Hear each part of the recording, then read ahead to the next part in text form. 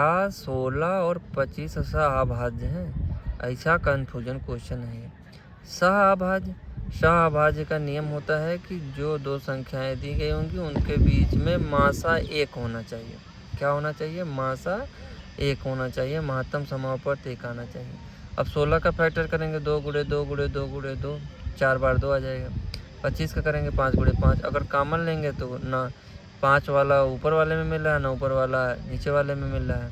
तीसरा हम भाग विधि से मासा चेक कर ले रहे हैं। 25 में 16 से भाग दे दिए, एक बार गया, 16 आया, यहाँ 9, फिर ये 16 यहाँ आ जाएगा, इसका भाज्य बन जाएगा और 9 से इसमें करेंगे एक बार जाएगा तो ये 9 आ जाएगा। फिर ये 7, फिर ये 9 जो दिया गया था वो आपका कहाँ चला आएगा? यहाँ आकर के ये आपका भाज्य बन जाएगा। और फिर 7 से भाग करेंगे एक बार हो जाएगा और ये 7, 9 में से 7 निकालेंगे 2 आ जाएगा। फिर ये 7 जो है यहाँ के इसका भाज्य बन जाएगा और फिर 2 से हम 7 यहाँ 3 बार ले जाएंगे 6, फिर माइनस करेंगे 1 आ गया। अभी ये 1 से फिर ये जो 2 था ये कहाँ चला आएगा? इसका भाज्य बन जाएगा।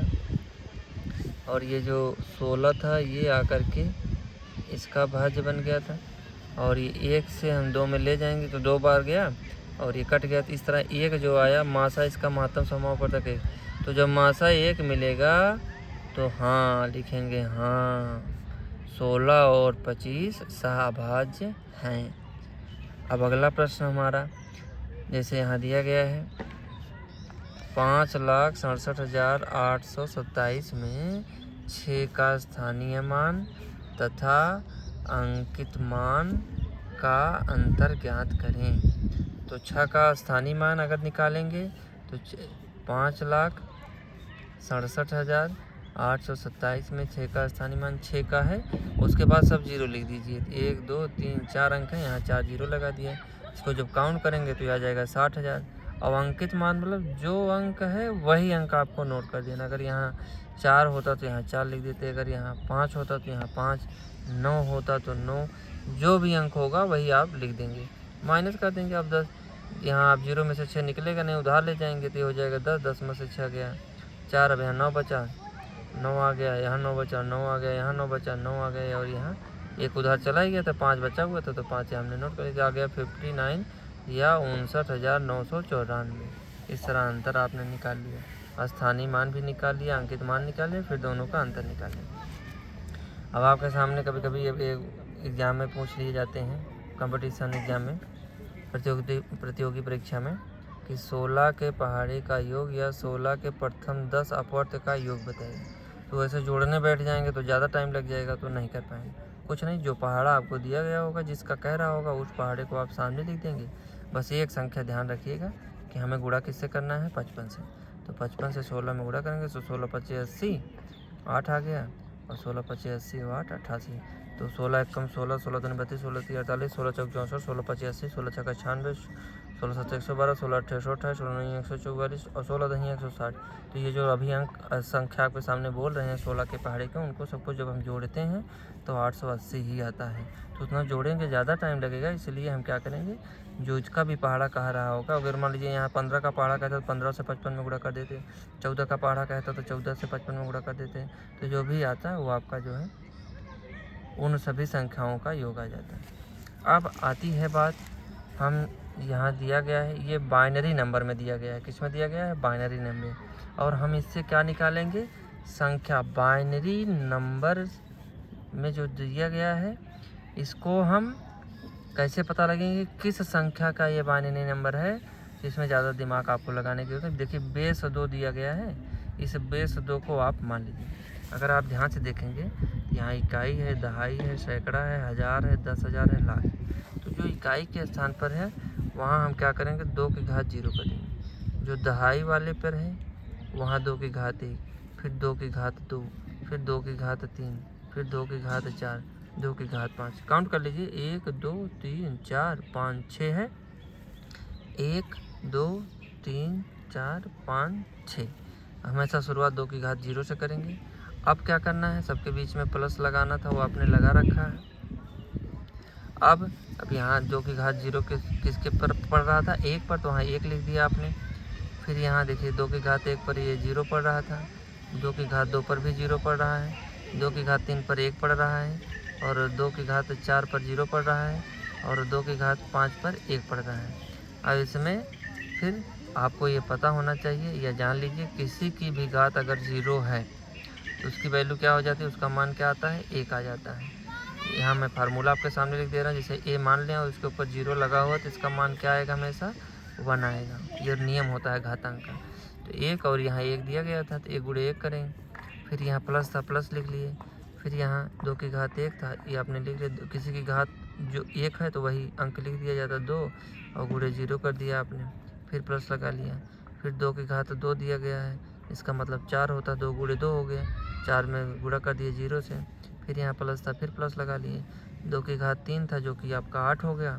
2 दूनी 4 दूनी 8, 2 की घात 3 मतलब 2 को 3 बार गुणा, मतलब 2 गुणे 2 गुणे 2 8 हो गया, और 1 से गुणा कर दिए। फिर यहाँ प्लस था, प्लस नोट कर लिए। यहाँ 0 था, 0 नोट कर लिए। गुणा था, गुणा 2 की घात 4 मतलब 2 को कितनी बार गुणा करना है, 2 गुणे 2 गुणे 2 गुणे 4 बार गुणे करना है, तो 16 आ जाएगा। प्लस ये 2 की घात 5 की भी वही, 4 का 16 हुआ था, 5 मतलब 1 2 और गुणा हुआ, 16 दूनी 32 हो गया, और 32 गुणे आपका 1 यहाँ दिया गया है। अब क्या करेंगे, 32 गुणे 1 करेंगे, 32 हो जाएगा। किसी भी संख्या में अगर 0 से गुणा करते हैं तो वही हो जाता है, 0 हो गया। 16 गुणे 0 0 हो गया। 8 गुणे 1 8 हो गया। फिर 0 का 4 में गुणा करेंगे 0 हो जाएगा। 2 का 0 में गुणा करेंगे 0 हो जाएगा। अब 1 का 1 में गुणा करेंगे, अब ये आपके 32 में 8 जोड़ेंगे 40, और 40 में जोड़ेंगे 41। तो जो 41 संख्या आपको मिली हुई है, इसका बाइनरी नंबर क्या है, 1 0 1 0 0 1। ब्रैकेट में बंद करके बीच में 2 लगा दिए, तो संख्या 41 है, और इसका बाइनरी नंबर क्या आया, 1 0 1 0 0 1। अब अगला क्वेश्चन इसी में, अब की बार में क्या होगा कि संख्या दी गई होगी, हमें बाइनरी नंबर निकालना होगा। अब यहाँ हम देखिए बात करते हैं। जैसे यहाँ 60 है, अब की बार संख्या दी गई है, क्या दिया हुआ है आपके सामने, संख्या दी हुई है, और इस संख्या को द्विआधारी पद्धति या बाइनरी संख्या जिसको कहा जाता है वाली संख्या में व्यक्त करना। कुछ करना नहीं है आपको, पहले ये नॉर्मल चीज़ें आती हैं। जैसे 60 है, इसको बीच में लिख देंगे, यहाँ शेष लिख लेंगे, और शुरुआत हमेशा 2 से ही करेंगे क्योंकि सारा खेला इसमें 2 का ही है। तो 2 से 60 में भाग करेंगे, 30 बार जाएगा। 2 3 में 60, शेषफल कुछ भी नहीं बचा, 0 लिख दिए यहाँ। फिर यहाँ 2 से 30 में भाग किए, 15 बार जाएगा, तो यहाँ तब भी शेष कुछ नहीं बचा, यहाँ 0 हो गया। अब ये फिर 2 से ही करेंगे, 2 से तो यहाँ करना है तो जान लीजिए 100% ट्रू है। और ये 2 से 15 में करेंगे, 7 बार जाएगा, एक शेष वो जो कि यहाँ लिख लेंगे। फिर 2 के पहाड़े में 7 में तो 2 3 6 एक शेष रह जाएगा, वो यहाँ लिख दिया गया। फिर 2 के पहाड़े में 1 बार ले गए, 2 1 कम 2 एक शेष तब भी रह जाएगा। और इसको जब हमें बाइनरी नंबर में लिखना होगा तो यह 60 का आधार 10 रखा गया है, और इसको आप नीचे से शुरू करेंगे। जब भी शुरू करेंगे, कहाँ शुरू करेंगे, नीचे से। तो 1 1 1 1 और 0 0, तो 4 बार 1 लिख दिया गया होगा, 1 1 1 1, और लास्ट में 2 बार 0 यहाँ लिख दिया आपने, और ये आधार। इस तरह संख्या को आपने बाइनरी नंबर में चेंज कर लिया। और जबकि इसके पहला वाला क्वेश्चन क्या बताया कि बाइनरी नंबर में दिया गया था और उससे संख्या आपने निकाल लिया। अब बाइनरी नंबर को जोड़ेंगे कैसे, 10 कहाँ लिया होगा 60 में, ये आधार हमेशा 10 लिया जाता है। द्विआधारी पद्धति सिद्धांत में जब भी किया जाता है तो इसका आधार जो है हमेशा 10 ही रखना है। संख्या का बात आएगी तो 10 रखेंगे, और जब बाइनरी नंबर की बात आएगी तो वहाँ आप 2 रखेंगे। अब आती है बात बाइनरी नंबर या द्विआधारी पद्धति को, द्विआधारी संख्या को कैसे हम जोड़ें। तो इसमें देख लीजिए रूल है, हम आपको बता दे रहे हैं। जोड़ना क्या है, 10 1 0 1 1 प्लस 1 0 1 1 को जोड़ना है।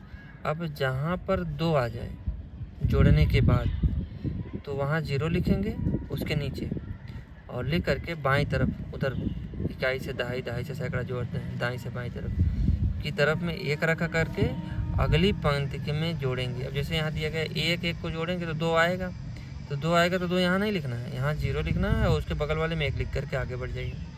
और फिर क्या है, 1 1 जोड़ेंगे तो क्या आ जाएगा, फिर 2 आएगा। अब यहाँ इसका वाला तो 1 लिख दिया है आपने, और यहाँ फिर आप ये 0 0 जो 1 उसके बगल में लिखा जाता है, तो यहाँ आपने 1 लिख दिया, 1 आपका आ गया।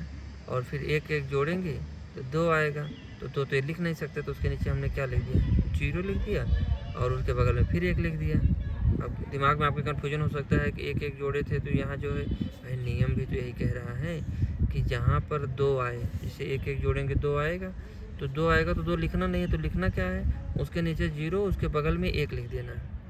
और जब यहाँ लिख दिए तो इसको हटा तो सकते नहीं, और वहाँ 0 लिख कर बोलिए, देखिए बोल रहा है बाईं तरफ से में 1 रख कर अगली पंक्ति में 1 जोड़ेंगे। तो ये अगली यहाँ 0 रख देंगे और उसके बगल में 1 जोड़ देंगे। अब फिर एक एक जोड़ेंगे, फिर वही कहानी बनेगी। यहाँ मैं 0 रखना था, लेकिन पहले ही इसकी जगह आपने 1 रख रखा है, तो यहाँ हम कुछ नहीं कर सकते, लेकिन इसकी तरफ 1 हम जोड़ सकते हैं। तो 1 यहाँ हम जोड़ दिया। अब ये 0 0 जोड़ने पर कुछ होना तो है नहीं, तो 1 यहाँ आप लिख दिए। फिर 1 1 को जोड़े तो 2 आ गया, तो 2 जब आ गया तो यहाँ जो है आपका 0 लिख दिया आपने तुरंत, जहाँ 2 आएगा वहाँ 0, उसके बगल में 1 लिख देना, बस सिंपल कॉन्सेप्ट जानिए। तो इस तरह हम जोड़ लिए, द्विआधारी पद्धति को हमने जोड़ लिया, बाइनरी नंबर को जोड़ लिया। इस तरह हम जोड़ देंगे तो 10 11 10 11 को जोड़ेंगे तो ये हो जाएगा 10 11 और ये 0 हो जाएगा। अब बात आती है घटाएं, बाइनरी नंबर को कैसे घटाया जाए। अब जैसे यहाँ लिखा है 1 0 0 1 में से किसको माइनस करना है, इसको 1 0 1 1 0 1, तो उधार लेने का मतलब 2 से है। अब जैसे 1 में से 1 निकालेंगे भाई, जनरली ये तो 0 हो गया। अब यहाँ 0 में से 0 निकालेंगे, यहाँ 0 हो गया। अब यहाँ 0 में से 1 तो निकलेगा नहीं, तो यहाँ आएगा 2 हो जाएगा।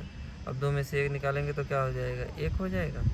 और यहाँ क्या हो जाएगा 0, तो ये घटाने पर क्या आ गया, तो 1 0 0 1 में से 1 0 1 को घटाएंगे तो क्या आ जाएगा 0 1 0 0। भाई 1 में से 1 निकालेंगे तो ये तो सामान्य 0 हो ही गया, 0 में से 0 निकाले 0 हो ही गया।